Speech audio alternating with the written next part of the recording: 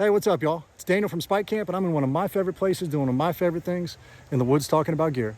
Today we got with us Bridget Noonan from First Lite. We're going to talk about everything from First Lite versus the other guys, what you should be wearing early, mid, and late season whitetail, private pro sessions with their in-house experts, and what do they got coming up next? Is it a kids line? I don't know. Stay tuned. Here we go.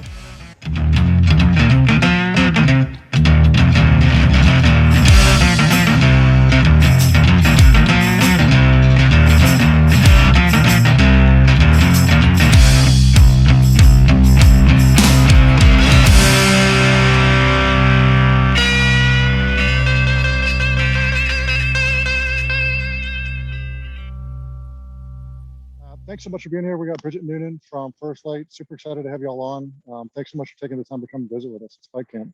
Absolutely. Thanks for having me. Yeah, absolutely. I've been excited about having you all on. I'm in Kentucky, and I try to get across the country to go hunting, but right now we're in the thick of whitetail season for archery.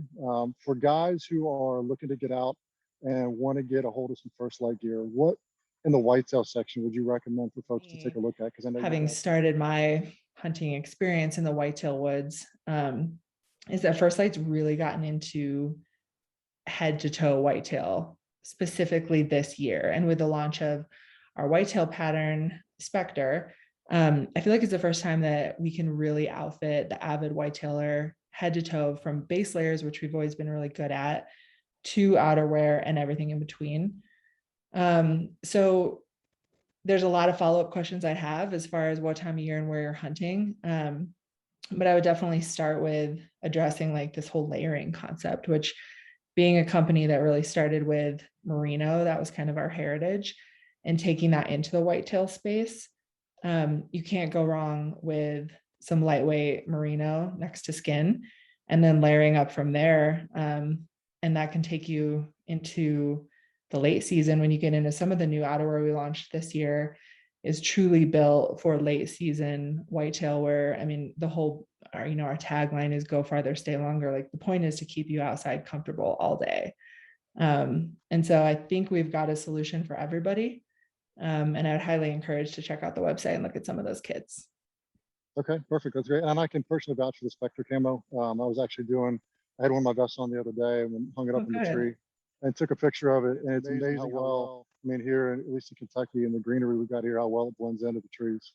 That's awesome. We've tested it across the country. We're actually just starting to release some of the footage that we filmed last year when we were testing it in the woods, sort of before everybody knew about it, and making sure we got, around to the Midwest, the Southeast, Deep South, the Northeast, and tried it in a bunch of different landscapes. Because it is so different. And being a company that's based out of Idaho, we can't be saying we know whitetail and just be staying here out west. We got to get around the country. So that's kind of one of the perks of the job, to get to travel around. And I think I had mentioned to you Greg Farrell, who's our whitetail PLM. He's the expert. He's the idea guy behind most of our whitetail product, and he's actually based out of Wisconsin, which really helps us keep the finger on the pulse of what's relevant and what time of year and what do you really need to get that advantage. Yes, they do. He's a maniac about it. Oh, I could imagine. Yeah, that's good country to do some whitetail hunting. Well, I mean, with that said, so, a lot of the guys that I look at on the forums and on the blogs and on the chat rooms, everybody at this point, from what I can tell, they're looking at First Lite and they're looking at some of the other brands out there. If some of the guys are out there and they're asking these questions, which I see pretty much on a daily basis as I'm browsing these chat rooms, what would you say that sets you all apart from some of the other competitors out there, and why folks, when they're looking to, kind of shell out and make that decision, if they're going to layer up and they're looking to get some early, mid, or late season gear, why would it be First Lite, just from your perspective? And specifically in the whitetail space? Or does it matter? Whitetail space, or really just anywhere, because I know everybody kind of covers both sides of it, both big game and out west, but no whitetail. The short answer I would say is versatility. And I think at one point, obviously I'm biased and I work for First Lite, but at one point I actually came from, I used to buy hunting apparel. So I have tried all the competition. I've worn a lot of different brands in the woods. And so I could genuinely say from a customer standpoint, I migrated to the versatility component of First Lite. And what I really love about this brand is that we don't make product to just make product. Like we're not making a jacket that you need specifically for 40-degree temps with like a slight northeastern wind. Like we make product that's going to work for your season. And there's Yeah, obviously a layering component, and there's that you can make it as complex as you want to make it. How many days you're going to be spending in the wood, you can get really specific on how much gear you need. But the versatility component is really cool because with one base layer and one, I'd call it an outerwear kit, a jacket and bib or jacket and pant, you can be really comfortable during early, mid, and late season if you know how to dress well. And part of that is really the merino component. I think like maybe it's fair to say that that merino wool piece, was really conceived in the western part of the country, or hunters just adopted it quicker. But from what I can tell, like the whitetail guys and gals have really adapted to understanding the breathability of it, which wasn't really like high on the list of valuable traits. I think like 10 years ago, it was all about scent capture. And then understanding like the natural benefits of merino and how that does capture your scent. And it does wick away sweat. It keeps you warm when you're cold. It keeps you cool when you're hot. Like all of those things absolutely. just play into that versatility. And that's what I think really sets us apart. No, that's great, and I definitely agree with the base layer aspect. I first got introduced to First Light. I think it was like 2012 or 13 on an elk hunt out in Colorado. Pretty early on. Yeah, and I think it was like the Chama series when you guys were Yeah. still Oh, running that's that. like old school. That's like a vintage piece now. Oh, and it's awesome. Well, and here's the thing, like it's still running as good as the day that I bought it. I mean, like no kidding. Awesome. Yeah, Yeah. it's a phenomenal piece, and I've always vouched for First Light on the base layers and in the durability and the versatility of it too. Cool. So no, it's been a phenomenal piece on that front for sure. So and speaking of that, since it's kind of like migrated over, and I know that you guys have a lot of transformations on what the products look like, and as hunters have needs change, I'm just kind of curious, and not just on whitetail, but on big game too. What does that decision-making process look like? Are you taking feedback from hunters on the kind of what's working in the field? I mean, I know your guys in-house are hunting and are in the field a lot.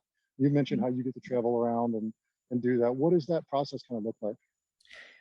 Um, absolutely, there's a lot of different opinions brought to the table. It's not like one person deciding what we need to make. I think, I mentioned Greg being kind of the head of our whitetail product piece of it. But what's cool about First Light, there's not that many people here. So it's always been a very like open brainstorm session. And we'll pull in Chase in operations and Tag in e-commerce, and everybody who's spending tons of days in the woods will get together and talk about problems that they're having that there still needs to be a solution for. And that's sort of how the product development process starts. But then in addition to that, there needs to be a component where we're hearing from our customers. And maybe that starts with, I hate this word, but like influencers. As you know, like we work with a lot of hunters who are spending more days in the woods, or at least as many days as we would like to spend in the woods. Yeah, yeah. And a lot of that feedback comes from those people. And I wish I could come up with a better word than influencer, but as you know, we're It's a owned by tagline these days. I get it. it. I know and I don't think anybody wants to be called that, but Steven Ranella owns Meat Eater.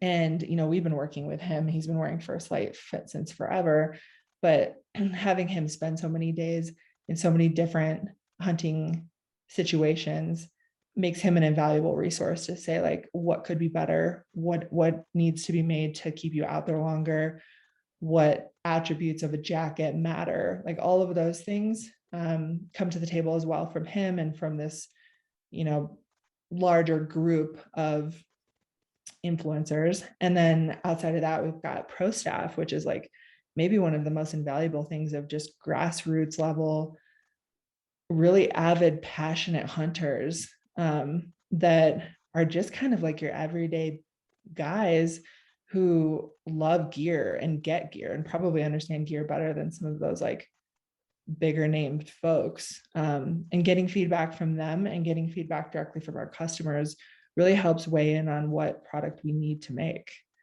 And that sort of ties back to what I was saying about, like, we don't want to just make product because we think it'll sell. We want to make product that people are looking for.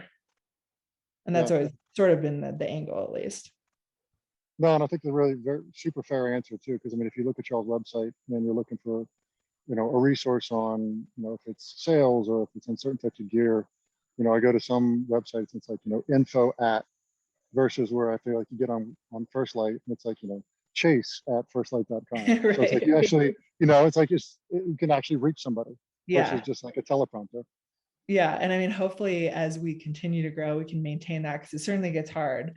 But I think Well, I that's can imagine. what is cool. It's like you get to know like real people at the company, and it's not somebody who doesn't hunt either. It's somebody who can talk to you like for at least 10 minutes about what you're hunting this year and is genuinely interested in that.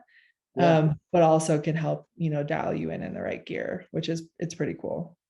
that's awesome. Do you recommend that hunters, I mean, if they've got like a legitimate contact or a legitimate thought on a piece of gear that they've been wearing for a while, that they reach out, kind of like to your info lines or to Absolutely. circulate that? Okay. Yeah. I mean, wherever they can, it could be social media, it could be email.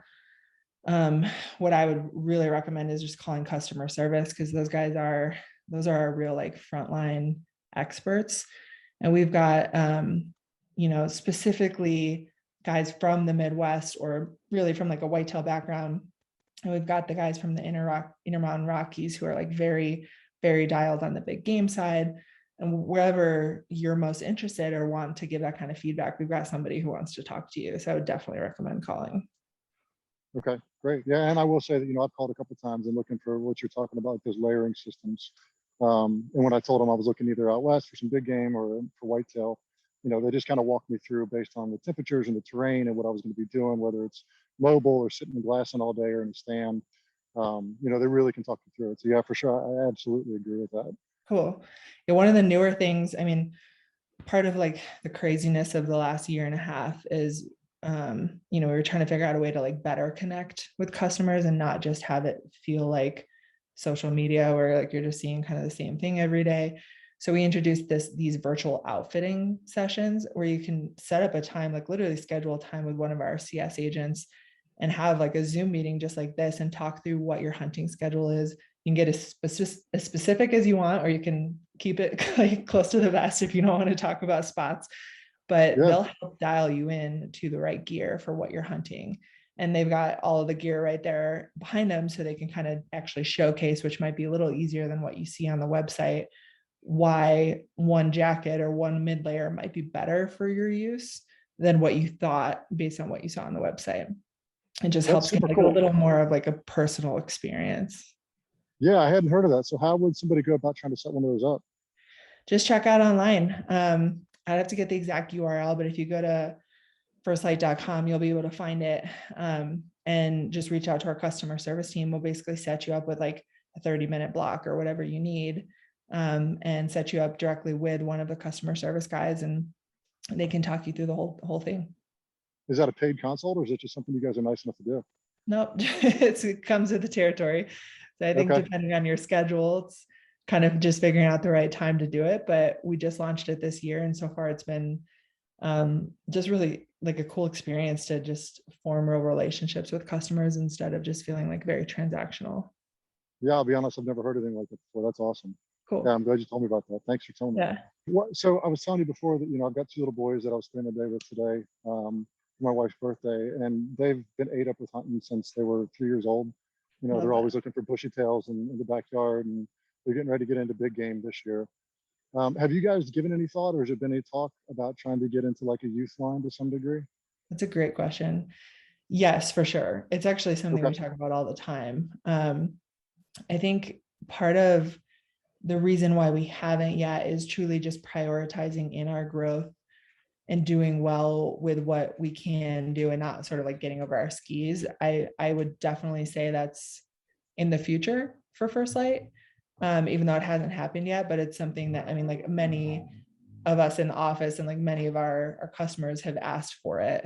We know there's demand for it. We know that again, especially back with the craziness of the last couple of years, more and more people have realized the importance of getting their kids into the woods and getting their kids to understand the right way to hunt and, you know, why it's important to them, or maybe it's the food component specifically. So I see a need there. It's just something we haven't tackled yet.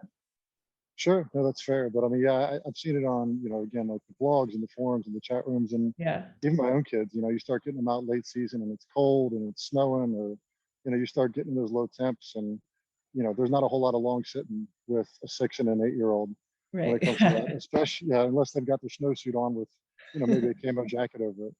And the right snacks. Snacks are Definitely key. bringing the right snacks. Yeah, snacks, and try to put them in a blind so they can move around a little bit. Yep, exactly.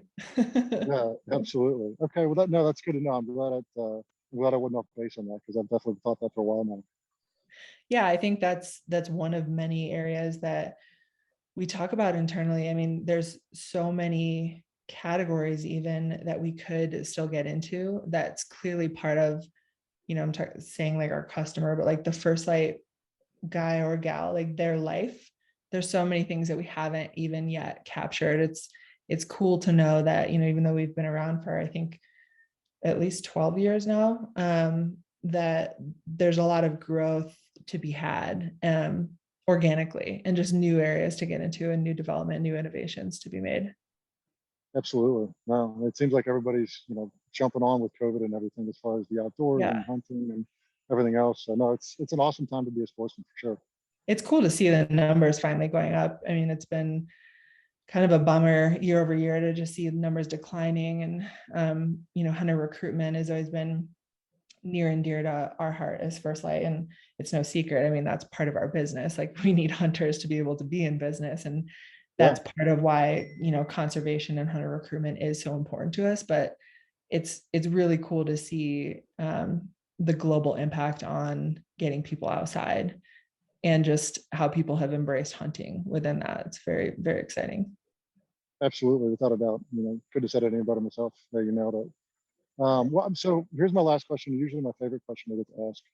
Um, do you have a favorite memory or a favorite experience with First Lite, whether with the gear in the field or just having worked with First Lite over the years? Oh man, just to pick one. Gosh, that is hard. Doesn't have to be one. I love a good story. So yeah, lay it on me. Man, I guess like I'd have one with the company and then one with the gear. Okay. So with the company, I'd mentioned to you, I started as a buyer, and at the time I was buying hunting apparel, which is really the reason, which is crazy to think how at the time I was living in Western Pennsylvania, I never would have expected today to be living in Idaho working for First Lite. But through this, random series of events, I ended up buying hunting apparel and met with First Lite, who at the time it was Ross Copperman, who's now the chief commerce officer. But he came in to do a line review, didn't bring a single sample, had nothing to show me.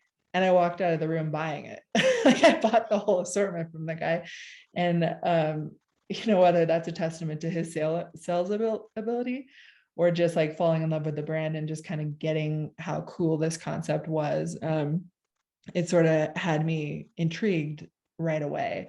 And then, maybe a year from that moment, I ended up on a plane out here to come check out Ketchum, Idaho, and fell in love with it and didn't want to leave, and moved out here and became the marketing director at the time. So there's just cool random series of events, how something like hunting can kind of change your life and bring you into working for a brand, kind of just very special brand like First Lite.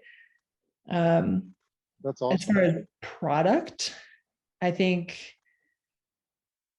I could definitely come up with quite a few, but we always talk about how people will have their like aha moment, where it could be a pair of merino boxers, or it could be a female hunter finding a technical piece of hunting apparel that's actually made for her. Like, that's the aha moment where you try one thing and you're like, okay, First Lite gets it. I'm bought in. For me, I was certainly already bought in at the time, but I went on my first like true true backcountry guided hunt that was 14 days long 2 years ago. Oh, wow. And I wore the same thing the entire time. So it was the first time where I was really putting my gear to the test. And obviously layering was important, but it was true proof where I can tell you today what I would have told you before, but I can finally actually say, like, I have worn the same base layers for 14 days, hunted hard in them for 14 days, and they performed just as well on the last day as the first. And you can go into all the good details about no stink and all the benefits of merino and staying warm when you're cold. But that was truly like, okay, like I really believe in this stuff. It's more than just the day trips that I might hunt here in Idaho, or even, spending 3 days in what we call the backcountry where you're getting 5-6 miles deep. But it was just a cool moment for me to be like, this is legitimate. That's awesome. That's a great story. Yeah. Did you do any good on the hunt, or was it just a great experience? Yeah, I shot the sheep. Did you really? Congratulations. Yes.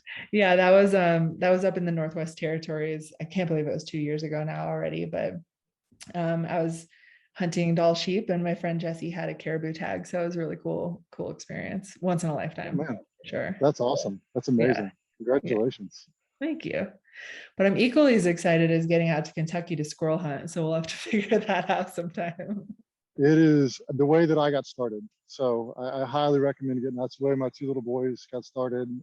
It's just a ton of fun, and it's almost, I mean, not year round, but I mean, you start when it's hot and muggy and nothing but spiders and ticks and bugs, and then you work your way all the way through the snow and the cold, and there's not a leaf on the tree. So it's great. Yeah, I mean, if there's a license for it, I'll get out and hunt it. So I enjoy it. Cool. Yeah, it's great. Well, thanks so much. I really appreciate you taking the time to sit and chat with me. Of course, anytime. Thanks for talking about some First Lite stuff, and good luck to you. Hope you do well. Thank you. Likewise.